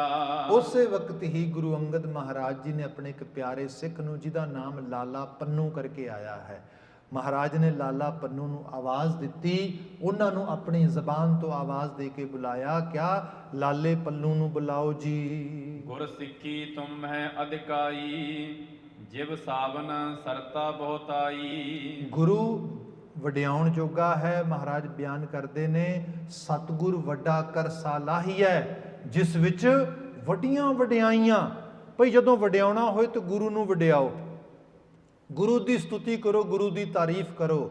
ਤੇ ਗੁਰੂ ਆਪਣੀ ਵਡਿਆਈ ਆਪਣੇ ਕੋਲ ਨਾ ਰੱਖਦਾ, ਗੁਰੂ ਆਪਣੇ ਚਾਹਣ ਵਾਲਿਆਂ ਨੂੰ, ਮੰਨਣ ਵਾਲਿਆਂ ਨੂੰ, ਗੁਰੂ ਦੇ ਰਾਹ ਦੇ ਤੁਰਨ ਵਾਲਿਆਂ ਨੂੰ ਉਹ ਵਡਿਆਈ ਦੇ ਦਿੰਦਾ। ਕਿਆ? ਮਹਾਰਾਜ ਜੀ ਨੇ ਆਵਾਜ਼ ਦਿੱਤੀ, ਲਾਲਾ ਪੰਨੂ ਨੂੰ ਬੁਲਾਇਆ, ਤੇ ਕਿਆ? ਓਏ ਲਾਲਾ ਪੰਨੂ, ਤੇਰੇ ਤੂੰ ਬੜੀ ਗੁਰਸਿੱਖੀ ਕਮਾਈ ਹੈ। ਗੁਰਸਿੱਖੀ ਤੁਮ ਮੈਂ ਅਧਿਕਾਈ, ਜਿਵ ਸਾਵਨ ਸਰਤਾ ਬਹੁਤਾਈ। ਤੇਰੇ ਅੰਦਰੋਂ ਸਿੱਖੀ ਦਾ ਲਹਿਜ਼ਾ ਢਲ ਕੇ ਪੈਂਦਾ ਹੈ, ਜਿਵੇਂ ਸਾਉਣ ਦੀ ਰੁੱਤ ਦੇ ਵਿੱਚ ਬਰਸਾਤੀ ਜਿਹੜੀਆਂ ਦਰਿਆ ਹੁੰਦੇ ਨੇ, ਰਿਵਰਸ ਹੁੰਦੇ ਨੇ, ਉਹ ਜਿਵੇਂ ਉਹ ਕਿਨਾਰਿਆਂ ਤੱਕ ਉਛਲ ਰਹੇ ਹੁੰਦੇ ਨੇ ਪਾਣੀ ਦੇ ਨਾਲ। ਹੇ ਲਾਲਾ ਪੰਨੂ, ਤੇਰੇ ਵਿੱਚੋਂ ਮੈਨੂੰ ਐਵੇਂ ਸਿੱਖੀ ਦਿਖਾਈ ਦਿੰਦੀ ਹੈ। ਦੋਹਰਾ ਬਾਲੇ ਸੰਗ ਜੈ ਤਹਾਂ, ਜਹ ਜਨਮਯੋ ਮਮਨਾਥ। ਹੁਣ ਕਿਆ ਲਾਲਾ ਪੰਨੂ, ਤੇਰੇ ਵਾਸਤੇ ਇੱਕ ਡਿਊਟੀ ਲਾਉਣ ਲੱਗੇ ਆ। ਤੂੰ ਨਾ ਭਾਈ ਇਸ ਬਾਲੇ ਦਾ ਸਾਥ ਕਰ, ਇਹਦੇ ਨਾਲ ਜਾ, ਤੇ ਤੂੰ ਉਸ ਜਗ੍ਹਾ ਤੇ ਜਾਣਾ ਜਿੱਥੇ ਸਾਡਾ ਸਾਰਿਆਂ ਦਾ ਨਾਥ ਗੁਰੂ ਨਾਨਕ ਮਹਾਰਾਜ ਜਿਨ੍ਹਾਂ ਨੇ ਪ੍ਰਕਾਸ਼ ਲਿਆ ਹੈ, ਮੁਰਾਦ ਤੂੰ ਭਾਈ ਬਾਲੇ ਦੇ ਨਾਲ ਰਾਏ ਭੋਇੰ ਦੀ ਤਲਵੰਡੀ ਜਾਣਾ ਹੈ। ਭਵ ਪਤਰੀ ਕੋ ਆਨਕੈ ਕੀਜੇ ਜਨਮ ਸਕਾਥ। ਤੁਹਾਡਾ ਜਨਮ ਸਫਲਾ ਹੋਏਗਾ, ਤੁਹਾਨੂੰ ਕਿਸੇ ਕਾਰਜ ਸੇਵਾ ਲਈ ਭੇਜ ਰਹੇ ਹਾਂ ਤੇ ਤੁਸੀਂ ਉਹ ਪੱਤਰੀ ਲੱਭ ਕੇ ਲੈ ਕੇ ਆਉਣੀ ਹੈ। ਦੇਖੋ ਜਿਹੜੀ ਜਾਂਚ ਹੁੰਦੀ ਹੈ ਨਾ, ਗੁਰਮਤ ਜਾਂਚ ਜਿਹਨੂੰ ਅਸੀਂ ਕਹਿੰਦੇ ਆ, ਇਹ ਸਿੱਖਦਿਆਂ ਸਿਖਾਈ ਜਾਂਦੀ ਹੈ ਤੇ ਫਿਰ ਸਿੱਖ ਕੇ ਇਹਦੀਆਂ ਕਈ ਡਾਈਮੈਂਸ਼ਨਸ ਆਉਂਦੀਆਂ ਨੇ। ਇਹਦੇ 'ਚ ਅੱਗੇ ਜਾ ਕੇ ਜਦੋਂ ਸਮਾਂ ਕਿਤੇ ਲੱਗਾ, ਕਰਤਾਰਪੁਰ ਜਦੋਂ ਵਸੇਗਾ, ਜਦੋਂ ਮਹਾਰਾਜ ਖੇਤੀ ਕਰਾਉਣਗੇ ਸਾਰੀ, ਉਹਦੇ 'ਚ ਇੱਕ ਪ੍ਰਸੰਗ ਆਏਗਾ ਅੱਗੇ ਜਾ ਕੇ। ਉਹ ਸੀ ਜਦੋਂ ਮੈਨੂੰ ਯਾਦ ਹੈ, ਜਦੋਂ ਇੰਸਟੀਟਿਊਸ਼ਨ 'ਚ ਪੜ੍ਹਦੇ ਸੀਗੇ ਸਾਡੇ ਬਹੁਤ ਨਾਮਵਰ ਹਿਸਟੋਰੀਅਨ, ਉਹ ਸਾਨੂੰ ਪੜ੍ਹਾਉਂਦੇ, ਉਹ ਪ੍ਰਸੰਗ ਵੇਰਵੇ 'ਚ ਖਾਸ ਕਰਕੇ ਜ਼ਿਕਰ 'ਚ ਆਇਆ। ਤੇ ਵੇਰਵੇ 'ਚੋਂ ਜ਼ਿਕਰ ਇਹ ਆਇਆ ਕਿ ਗੁਰੂ ਸਾਹਿਬ ਨੇ ਜਦੋਂ ਉਹ ਕਰਤਾਰਪੁਰ ਵਸਾਇਆ, ਲੋਕ ਵਸੇਬਾ ਕਰ ਗਏ ਉੱਥੇ, ਪਹਿਲੀ ਫਸਲ ਜਿਹੜੀ ਸੀਗੀ ਉਹ ਸਾਉਣੀ ਦੀ ਫਸਲ ਸੀਗੀ, ਜਿਹਦੇ 'ਚ ਝੋਨਾ, ਮਕਈ, ਜਵਾਰ, ਬਾਜਰਾ, ਇਹ ਵਾਲੀ ਫਸਲ ਹੁੰਦੀ। ਵੱਡੀ ਫਸਲ ਮਕਈ ਦੀ ਹੋਈ, ਬੜੀ ਉਮਦਾ ਫਸਲ ਹੋਈ ਮਕਈ ਦੀ। ਜਦੋਂ ਫਸਲ ਵੱਢ ਲਈ ਗਈ ਤੇ ਉਸ ਨੂੰ ਫਸਲ ਵੱਡੀ ਹੋਈ ਫਸਲ ਨੂੰ, ਮਕਈ ਦੀ ਨੂੰ, ਜਿਹੜੀ ਕੋਰਨ ਦੇ ਖਾਸ ਕਰਕੇ ਕ੍ਰੌਪ ਹੁੰਦੀ ਹੈ, ਉਸ ਨੂੰ ਪੰਜਾਬੀ ਦੇ ਵਿੱਚ ਕੜਬਾ ਕਹਿੰਦੇ ਆ, ਅਸੀਂ ਆਪ ਨੂੰ ਯਾਦ ਹੋਣਾ ਆ। ਤੇ ਉਹ ਕੜਬਾ ਸਾਰੇ ਦਾ ਸਾਰਾ ਇਕੱਠਾ ਕਰ ਲਿਆ, ਉਹਦੇ ਕੁੱਪ ਇਕੱਠੇ ਕਰ ਲਏ, ਐਵੇਂ ਜੋੜ ਦਿੱਤਾ ਜਾਂਦਾ ਸੁੱਕਣ ਵਾਸਤੇ, ਤਾਂ ਕਿ ਸੁੱਕ ਜਾਏ, ਕਿਉਂਕਿ ਉਹਦੀ ਜਿਹੜੀਆਂ ਛੱਲੀਆਂ ਨੇ ਉਹ ਤੇ ਦਾਣਿਆਂ ਦੇ ਰੂਪ ਵਿੱਚ ਕੰਮ ਆਉਣੀਆਂ ਨੇ। ਜਿਹੜਾ ਉਹਦਾ ਸਾਰੇ ਦਾ ਸਾਰਾ ਰੂਪ ਆ, ਉਹ ਪਸ਼ੂਆਂ ਨੂੰ ਚਰਾਉਣ ਜਾਂ ਬਾਲਣ ਦੇ ਕੰਮ ਆਉਣਾ, ਕਿਉਂਕਿ ਉਹ ਸਾਰੀਆਂ ਚੀਜ਼ਾਂ ਇਸ ਢੰਗ ਨਾਲ ਹੁੰਦੀਆਂ ਸੀਗੀਆਂ। ਸੋ ਕੜਬਾ ਸਾਰੇ ਦਾ ਸਾਰਾ ਇਕੱਠਾ ਕਰ ਦਿੱਤਾ ਤੇ ਆਲਮੋਸਟ ਸੁੱਕ ਰਿਹਾ ਆ। ਤੇ ਬਾਬਾ ਜੀ ਨੇ ਕੀ ਕੀਤਾ, ਬਾਬਾ ਜੀ ਨੇ ਹੁਕਮ ਕੀਤਾ, ਉਸ ਸਮੇਤ ਛੱਲੀਆਂ ਹੀ ਕੜਬਾ ਸਾਰਾ ਇਕੱਠਾ ਹੋਇਆ ਆ। ਤੇ ਬਾਬਾ ਜੀ ਕਹਿੰਦੇ ਇਹਨੂੰ ਅੱਗ ਲਾ ਕੇ ਸਾੜ ਦਿਓ। ਤੇ ਸਿੱਖਾਂ ਨੇ ਕਿਹਾ, ਮਹਾਰਾਜ ਕੀ ਇਹ ਹੁਕਮ ਕਰ ਰਹੇ ਹੋ ਸਾਨੂੰ? ਪਾਤਸ਼ਾਹ ਤੁਹਾਡਾ ਹੁਕਮ ਅਸੀਂ ਨਹੀਂ ਮੋੜਦੇ, ਅਸੀਂ ਸਾੜਨ ਨੂੰ ਤਿਆਰ ਹਾਂ, ਪਰ ਸਾਡੇ ਤੋਂ ਅੱਗ ਨਾ ਲਵਾਓ, ਕਿਸੇ ਹੋਰ ਨੂੰ ਕਹੋ ਅੱਗ ਲਾ ਦੇ। ਅਸੀਂ ਇਸ ਫਸਲ ਨੂੰ ਪੁੱਤਰਾਂ ਵਾਂਗੂ ਪਾਲਿਆ, ਸਾਡੇ ਲਈ ਬਹੁਤ ਹਾਰਡ ਹੋਏਗਾ ਇਸ ਫਸਲ ਨੂੰ ਅੱਗ ਲਾਣਾ। ਅਸੀਂ ਨਾ ਪ੍ਰੋਫੈਸਰ ਸਾਹਿਬ ਨਾਲ ਜਿੱਦ ਪਏ। ਅਸੀਂ ਕਿਹਾ, ਪ੍ਰੋਫੈਸਰ ਸਾਹਿਬ ਗੱਲ ਇਹ ਆ, ਇੱਕ ਕਵੀ ਨੇ ਆਪਣੀ ਕਲਪਨਾ 'ਚੋਂ ਗੱਲ ਲਿਖੀ, ਇਹ ਗੱਲ ਬਹੁਤੀ ਵਾਜਬ ਨਹੀਂ ਲੱਗਦੀ। ਗੁਰੂ ਨਾਨਕ ਸਾਹਿਬ ਕਿਉਂ ਅਨਾਜ ਕਿਉਂ ਸੜਵਾਉਣਗੇ ਦੱਸੋ? ਕਿਸੇ ਲੋੜਵੰਦ ਨੂੰ ਦੇ ਦੇਣਗੇ, ਫਸਲ ਦਾ ਨੁਕਸਾਨ ਕਿਉਂ ਕਰਾਉਣਗੇ? ਪ੍ਰੋਫੈਸਰ ਸਾਹਿਬ ਹੱਸ ਪਏ, ਕਹਿਣ ਲੱਗੇ, ਬੱਚਿਓ ਤੁਸੀਂ ਬੜੇ ਛੋਟੇ ਤਰਕ ਨਾਲ ਚੀਜ਼ਾਂ ਨੂੰ ਦੇਖਦੇ ਹੋ। ਪਤਾ ਕੀ ਹੈ, ਅੱਜ ਗੁਰੂ ਸਾਹਿਬ ਨੇ ਜ਼ਮੀਨ ਦਿੱਤੀ ਹੈ, ਗੁਰੂ ਸਾਹਿਬ ਨੇ ਆਪ ਨਾਲ ਰਲ ਕੇ ਮਿਹਨਤ ਕਰਵਾਈ, ਫਸਲ ਪੈਦਾ ਹੋਈ ਤੇ ਫਸਲ ਨੂੰ ਅੱਗ ਲਵਾ ਕੇ ਸਾੜ ਰਹੇ ਨੇ। ਅੱਜ ਕੋਈ ਗੁਰੂ ਦੀ ਦਿੱਤੀ ਜ਼ਮੀਨ ਤੇ ਗੁਰੂ ਦੁਆਰਾ ਹੀ ਬਜਵਾਈ ਗਈ, ਗੁਰੂ ਮਹਾਰਾਜ ਦੇ ਹੁਕਮ ਨਾਲ ਉੱਗੀ ਹੋਈ ਫਸਲ ਨੂੰ ਜੇ ਕੋਈ ਸਾੜਨ ਲਈ ਤਿਆਰ ਨਹੀਂ ਗਾ, ਤੇ ਫਿਰ ਇੱਕ ਦਿਨ ਸਿੱਖੀ ਦੀ ਪਰਖ 'ਚ ਉਹ ਵੀ ਦਿਨ ਆਉਣਾ ਆ ਜਿੱਦਣ ਗੁਰੂ ਕਾ ਸਰੀਰ ਚੁੱਕ ਕੇ ਚਾਂਦਨੀ ਚੌਂਕ ਦੇ ਵਿੱਚੋਂ ਆਪਣੇ ਘਰ ਲਿਜਾ ਕੇ ਰਕਾਬਗੰਜ ਦੇ ਅੰਦਰ ਤੇ ਆਪਣੇ ਪੂਰੇ ਘਰ ਨੂੰ ਅੱਗ ਲਾ ਦੇਣੀ ਹੈ। ਉਹ ਕਿਵੇਂ ਹੋਏਗਾ? ਇਹ ਜਾਚਾਂ ਨੇ ਗੁਰੂ ਦੀਆਂ। ਇਹ ਜਿਹੜਾ ਗੁਰੂ ਕਾ ਹੁਕਮ ਆ, ਇਸੇ ਕਰਕੇ ਐਵੇਂ ਹੀ ਬੰਦਾ ਮੰਨਦਾ ਆ। ਅਦਰਵਾਈਜ਼ ਜਿਹੜੀ ਸਾਡੀ ਆਪਣੀ ਅੰਦਰਲੀ ਜਿਹੜੀ ਕਜਾਕ ਸੋਚ ਹੈ, ਚਲਾਕੀ ਵਾਲੀ, ਉਹ ਸਾਨੂੰ ਕਈ ਜਗ੍ਹਾ ਤੇ ਮਾਰਦੀ ਹੈ। ਮੈਂ ਸਰਲ ਕਰਕੇ ਬਿਆਨ ਕਰਨ ਦੀ ਕੋਸ਼ਿਸ਼ ਕਰਦਾ ਹਾਂ। ਦੇਖੋ, ਜਿਹੜਾ ਕਲੈਵਰ ਮਾਈਂਡ ਆ ਨਾ, ਇਹ ਕਦੀ ਸੁੱਖ ਨਹੀਂ ਦਿੰਦਾ। ਹਾਂ, ਭੋਲਾਪਨ ਸੁੱਖ ਦੇ ਦਿੰਦਾ ਬੰਦੇ ਨੂੰ, ਇਹ ਚੇਤੇ ਰੱਖਿਆ। ਕਲੈਵਰ ਹੋਣ ਨਾਲ ਨਹੀਂ, ਬੰਦਾ ਵਾਈਜ਼ ਹੋਣ ਨਾਲ ਤੇ ਇੰਟੈਲੀਜੈਂਟ ਹੋਣ ਨਾਲ ਚੀਜ਼ਾਂ ਅੱਗੇ ਵੱਧਦੀਆਂ। ਅਸੀਂ ਨਾ ਇੰਟੈਲੀਜੈਂਸ ਵਾਲਾ ਲੈਵਲ, ਉਸ ਨੂੰ ਉਹ ਇੰਪਰੂਵ ਹੁੰਦਾ ਹੈ ਮੁਸ਼ੱਕਤ ਕਰਨ ਦੇ ਨਾਲ, ਜਿਵੇਂ ਵਿੱਦਿਆ ਆਦਿ ਹੋਰ ਚੀਜ਼ਾਂ ਦੇ ਵਿੱਚ। ਵਾਈਜ਼ਰ ਜਿਹੜੀ ਚੀਜ਼ ਹੈ, ਇਹ ਆਉਂਦੀ ਹੈ ਚੰਗੇਰਿਆਂ ਦੀ ਸੰਗਤ ਕਰਕੇ, ਐਕਸਪੀਰੀਅੰਸ ਦੇ ਨਾਲ। ਜਿਹੜਾ ਕਲੈਵਰ ਮਾਈਂਡ ਆ, ਇਹ ਸਾਡੇ ਅੰਦਰ ਪੈਦਾ ਹੁੰਦਾ ਆ ਟਪਲੇਬਾਜ਼ੀ ਕਰਕੇ, ਵੀ ਆਪਾਂ ਕਿਸੇ ਨੂੰ ਮੂਰਖ ਬਣਾ ਲਈਏ, ਕਿਸੇ ਦਾ ਫਾਇਦਾ ਚੱਕ ਲਈਏ, ਇਹ ਸਾਰੇ ਰੂਪ ਦੇ ਵਿੱਚ। ਤੇ ਕਲੈਵਰ ਮਾਈਂਡ ਹੀ ਸਭ ਤੋਂ ਜ਼ਿਆਦਾ ਨੁਕਸਾਨਦੇਹ ਆ ਸਾਡੇ ਵਾਸਤੇ। ਜਿਹੜੀ ਇਹ ਬਾਤ ਹੋ ਰਹੀ ਹੈ ਕਿ ਹੁਣ ਉਹ ਪੱਤਰੀ ਮੰਗਾਉਣ ਵਾਸਤੇ ਭੇਜਿਆ ਜਾ ਰਿਹਾ ਬੰਦਾ, ਤੇ ਇਹਦੇ ਤੋਂ ਬਾਅਦ ਇਹ ਤੇ ਜਾਂਚ ਹੈ ਨਾ, ਗੁਰੂ ਨਾਨਕ ਮਹਾਰਾਜ ਦਾ ਦੂਸਰਾ ਜਾਮਾ ਆ। ਕਵੀ ਜੀ ਬਹੁਤ ਸਾਰੀਆਂ ਚੀਜ਼ਾਂ ਨੋ ਡਾਊਟ ਉਸ ਸਮੇਂ ਦੀ ਟ੍ਰੈਡੀਸ਼ਨ ਵਿੱਚੋਂ ਜਿਹਦੇ ਵਿੱਚ ਵਿਚਰ ਰਹੇ ਨੇ, ਉਹਦੀਆਂ ਪਾਉਣਗੇ ਇਹਦੇ 'ਚ ਕਵਿਤਾ ਦੇ ਅੰਦਰ। ਪਰ ਬਹੁਤ ਸਾਰੀਆਂ ਚੀਜ਼ਾਂ ਸਾਨੂੰ ਰਿਫਲੈਕਟ ਵੀ ਕਰਦੀਆਂ ਗੁਰੂ ਮਹਾਰਾਜ ਦੀ ਜੀਵਨ ਜਾਂਚ ਦੇ ਰੂਪ ਦੇ ਵਿੱਚ। ਸੋ ਇੱਥੇ ਜਿਹੜੀ ਬਾਤ ਆ ਰਹੀ ਹੈ ਕਿ ਭਉ ਪਤਰੀ ਕੋ ਆਨ ਕੈ ਕੀਜੈ ਜਨਮ ਸਕਾਥ, ਵੀ ਭਲਿਓ ਜਾਓ ਗੁਰੂ ਕਾ ਹੁਕਮ ਮੰਨੋ। ਗੁਰੂ ਕੇ ਹੁਕਮ ਨੂੰ ਮੰਨਦਿਆਂ ਹੋਇਆਂ ਤੁਹਾਡਾ ਜਨਮ ਸਫਲਾ ਹੋਏਗਾ। ਭਾਵ ਕਿਉਂਕਿ ਤੁਸੀਂ ਗੁਰੂ ਕੇ ਹੁਕਮ ਉਸ ਨੂੰ ਪਾਲਣ ਵਾਲੇ ਹੋਵੋਗੇ ਜੀ। ਚੌਪਈ ਸੁਨ ਸੁਰਤ ਬਚਨ ਸਮਾਤ ਨ ਅੰਗਾ, ਭਇਓ ਤਿਆਰ ਚਲਨ ਕੋ ਸੰਗਾ। ਜਦੋਂ ਗੁਰੂ ਮਹਾਰਾਜ ਨੇ ਇਸ ਇਹਨਾਂ ਪਿਆਰੇ ਬਚਨਾਂ ਦੇ ਨਾਲ ਉਹਨਾਂ ਦੋਨਾਂ ਸਿੱਖਾਂ ਨੂੰ ਕਿਹਾ ਤੇ ਉਹਨਾਂ ਦੇ ਇਹ ਖੁਸ਼ੀ ਅੰਗ 'ਚ ਨਹੀਂ ਸਮਾ ਰਹੀ। ਉਹ ਗੁਰੂ ਕੇ ਹੁਕਮਾਂ ਤੇ ਪਹਿਰਾ ਦੇਣ ਵਾਸਤੇ ਕਾਲੇ ਪੈ ਰਹੇ ਨੇ। ਸੁਨ ਸੁਰਤ ਬਚਨ ਸਮਾਤ ਨ ਅੰਗਾ, ਭਇਓ ਤਿਆਰ ਚਲਨ ਕੇ ਸੰਗਾ। ਉਹਨਾਂ ਤਿਆਰੀ ਕੀਤੀ ਵੀ ਕਿਹੜਾ ਵਕਤ ਹੋਏ ਅਸੀਂ ਜਾ ਕੇ ਪਹੁੰਚੀਏ ਤੇ ਪੱਤਰੀ ਖੋਜ ਕੇ ਲਿਆਈਏ ਜੀ। ਧੰਨ ਭਾਗ ਆਪਣੇ ਕਰ ਜਾਣੇ, ਪੱਤਰੀ ਨਾਨਕ ਦਰਸ਼ਨ ਮਾਨੇ। ਉਹਨਾਂ ਨੇ ਧੰਨ ਭਾਗ ਸਮਝੇ, ਸੋਚਿਆ ਉਹ ਪੱਤਰੀ ਹੀ ਗੁਰੂ ਨਾਨਕ ਮਹਾਰਾਜ ਦੇ ਦਰਸ਼ਨ ਦੇ ਨਿਮਿੰਦ ਹੋਏਗੀ। ਇਹਨੂੰ ਹੋਰ ਇਸ ਤਰੀਕੇ ਨਾਲ ਜਾਨਣਾ। ਫਿਰ ਮੈਂ ਬੇਨਤੀ ਕਰਾਂ, ਇੱਥੇ ਹਾਲਾਂਕਿ ਉਹ ਬ੍ਰਾਹਮਣੀ ਰਵਾਇਤ ਤੇ ਜਨਮ ਪੱਤਰੀ ਤੋਂ ਦੀ ਗੱਲ ਅਸੀਂ ਸਮਝ ਕਈ ਵਾਰੀ ਸੋਚ ਲੈਂਦੇ ਹਾਂ, ਪਰ ਮੌਲਿਕ ਚੀਜ਼ ਆ ਜਿਹਦੇ ਨਾਲ ਪਿਆਰ ਹੋਏ, ਜਿਹਦੇ ਨਾਲ ਇਸ਼ਕ ਹੋਏ ਨਾ, ਉਹਦੀਆਂ ਛੋਟੀਆਂ ਛੋਟੀਆਂ ਚੀਜ਼ਾਂ ਵੀ ਬੜੀਆਂ ਚੰਗੀਆਂ ਲੱਗਦੀਆਂ ਨੇ। ਲੋਕੀ ਜਿਨ੍ਹਾਂ ਦੇ ਨਾਲ ਸਨੇਹ ਖਲੂਸ ਮੁਹੱਬਤ ਹੋਏ, ਉਹਨਾਂ ਦੀਆਂ ਛੋਟੀਆਂ ਛੋਟੀਆਂ ਨਿਸ਼ਾਨੀਆਂ ਵੀ ਸਾਂਭ ਕੇ ਰੱਖਦੇ ਨੇ। ਸੋ ਇਹ ਵੀ ਬਾਤ ਹੁੰਦੀ ਹੈ, ਇਹਦਾ ਮਾਇਨਾ ਵੀ ਸਮਝ ਲਈਏ। ਸੋ ਇੱਕ ਤਰੀਕੇ ਨਾਲ ਗੁਰੂ ਪ੍ਰੀਤ ਜਿਹੜੀ ਹੈ ਉਹਦਾ ਵੀ ਕੁਝ ਦਰਸ਼ਾਰ ਇਹਦੇ ਵਿੱਚ ਮਿਲ ਰਿਹਾ ਹੈ ਜੀ।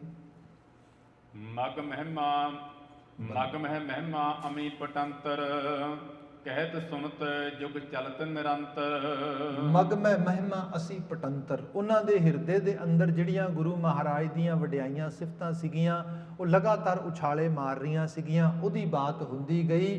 ਕਹਿਤ ਸੁਨਤ ਜੁਗ ਚਲਤ ਨਿਰੰਤਰ, ਜਿੰਨੀ ਦੇਰ ਤੱਕ ਉਹ ਸਫ਼ਰ ਵਿੱਚ ਰਹੇ ਉਹ ਗੁਰੂ ਦੀਆਂ ਬਾਤਾਂ ਹੀ ਪਾਉਂਦੇ ਲਗੇ ਗਏ। ਅਸੀਂ ਸਾਰੇ ਜੀਵਨ ਇਸੇ ਢੰਗ ਨਾਲ ਬਤੀਤ ਕਰਦੇ ਹਾਂ। ਬਾਬਾ ਜੀ ਦਾ ਪਾਵਨ ਬਚਨ ਹੈ, ਜਬ ਲਗ ਦੁਨੀਆ ਰਹੀ ਹੈ ਨਾਨਕ ਕਿਛ ਸੁਣੀਐ ਕਿਛ ਕਹੀਐ। ਕੁਝ ਕਹਿਣਾ ਹੈ, ਕੁਝ ਸੁਣਨਾ ਹੈ। ਕਹਿਣਾ ਸੁਣਨਾ ਕੀ ਹੈ?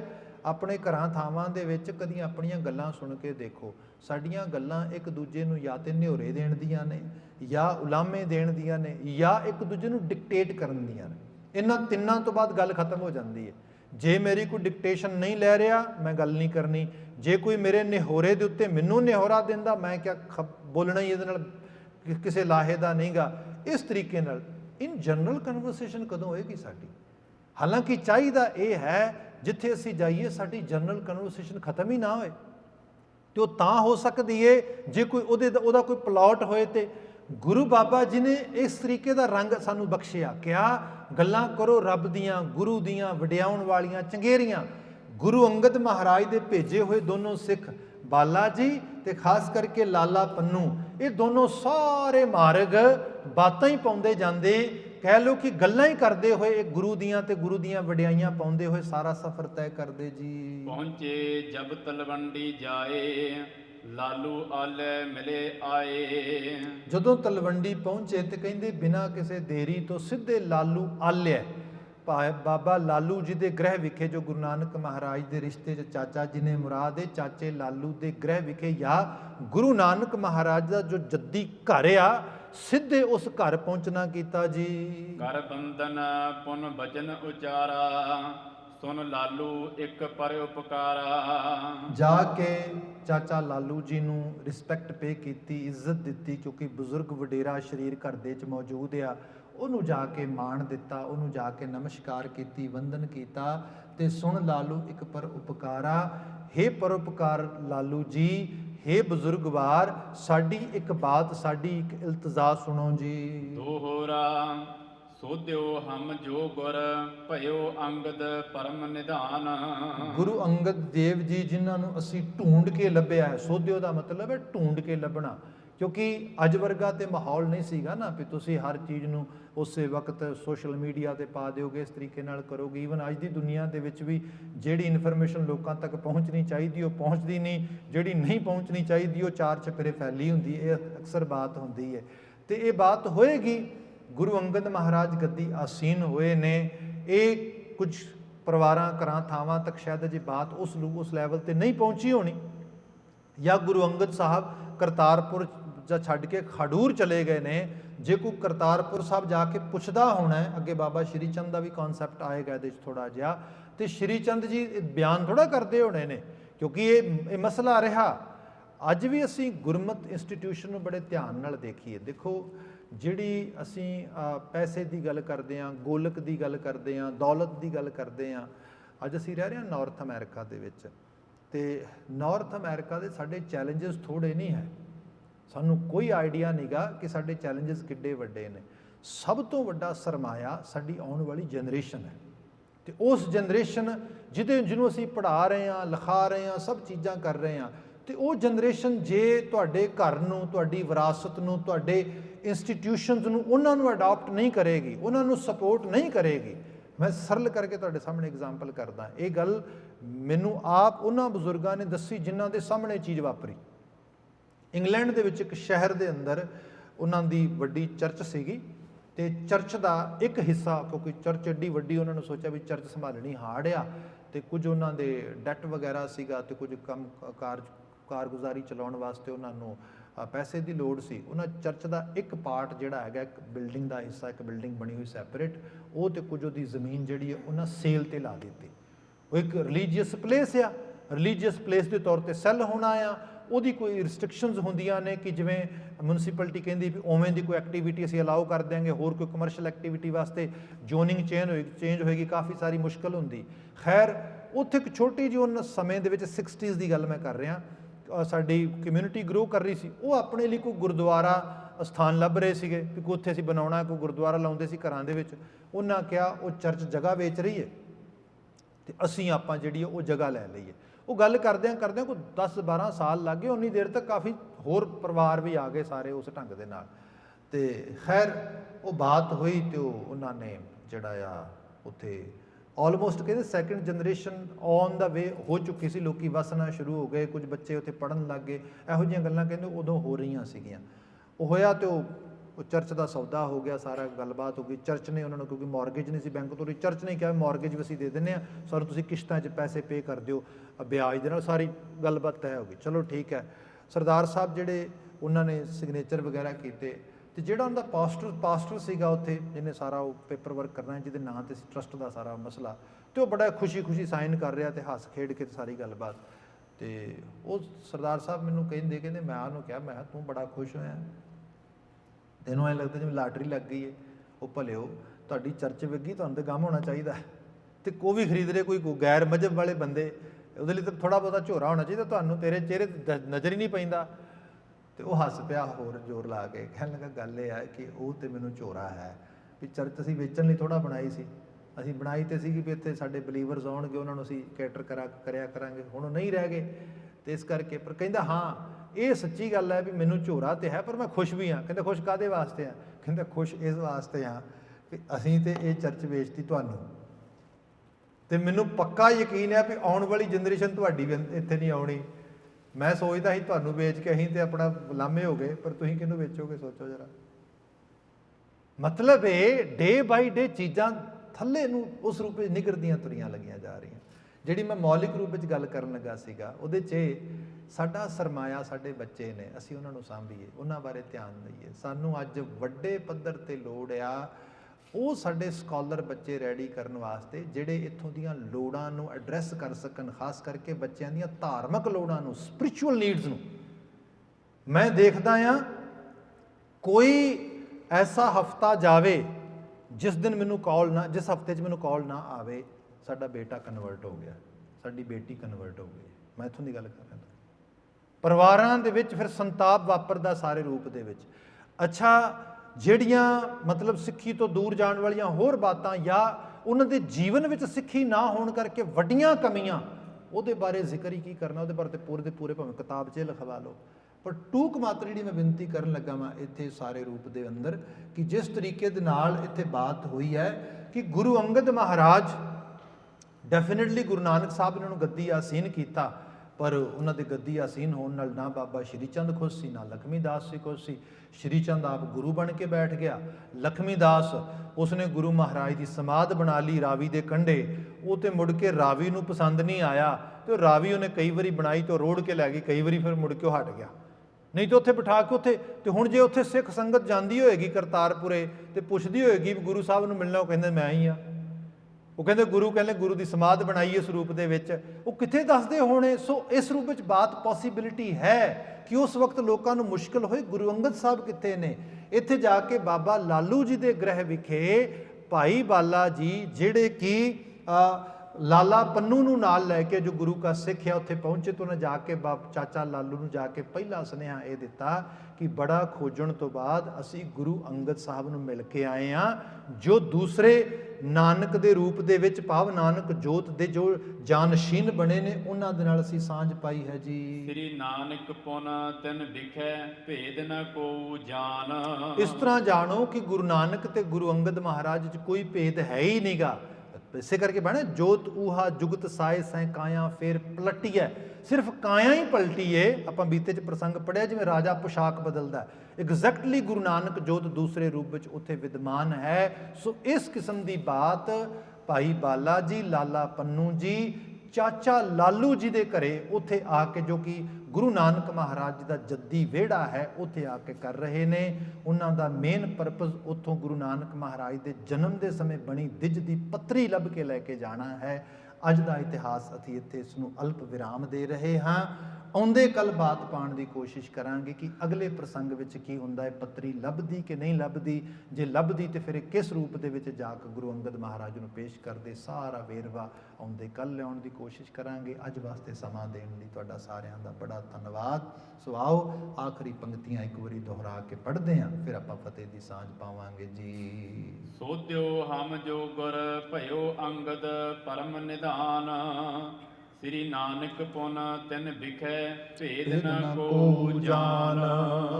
ਵਾਹਿਗੁਰੂ ਜੀ ਕਾ ਖਾਲਸਾ, ਵਾਹਿਗੁਰੂ ਜੀ ਕੀ ਫਤਿਹ। ਗੁਰੂ ਰੂਪ ਗੁਰੂ ਖਾਲਸਾ